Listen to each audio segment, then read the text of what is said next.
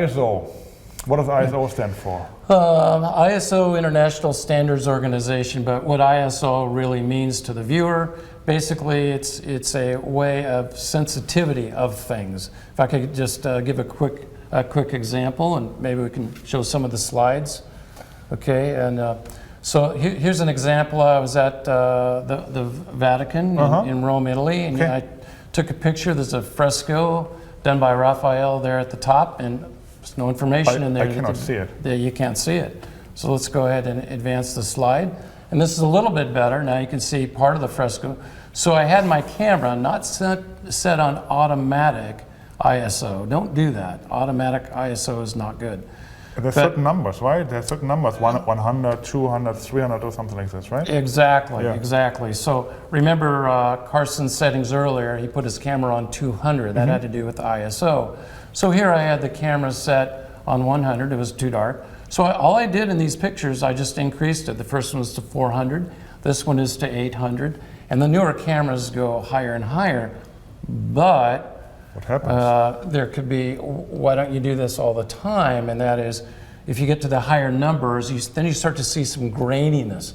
Although the current cameras are much better than they used to be, it gets a little bit grainy, but here this is still a pretty good picture. So that's something that, again, you viewers do as far as different situations that you're in. But for dental, pretty much just put it on the 200 or 100, 200, and you'll be fine. That's just a little bit of a tip for recreational photography.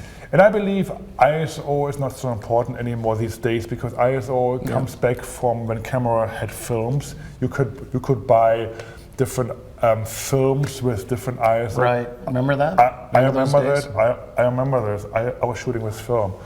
It became more important there. Now you have different sensors. You can change everything in the settings of the camera. But that's a good point. What is this photo? Okay, well, it's a photo that's a photo from the moon. Right. Yeah. Photo from the moon landing. Or let's look at that. Or this one. That's a pretty photo. That is. And did you shoot it? No, I actually. You don't see my Tesla there, do you? No. Oh, that's you have pretty. A Tesla? No. I just thought of Elon Musk sending his Tesla to somewhere in the solar system. But kind of interesting to see the moon rise there. Or the Earth rise. Yeah. So what? Earth rise, right? But what don't you see? What don't I see? You know what? I don't see stars, Dennis. You don't see stars. I don't see stars. Usually when I go outside and look in the sky, I see millions of stars. Right. Right? Why are there no stars there? As far as I can figure out, it's because all the things that we talked about earlier, the settings are for the brightness of the foreground and with the Earth there as well. So the settings captured that is your subject, okay? And a little bit like the opposite of Charlie's situation, then you don't see the stars. They are there, but we had to pick, in this case, they picked the nice picture of the moon landscape, so you don't see them. Yeah, so it's like exactly the same situation as with a picture in the dark. You had a black background and you had a highly reflective subject, which was a dog, but now it's the moon. So the question becomes, what do you want to concentrate on? Exactly. You want to concentrate on the stars? Yeah.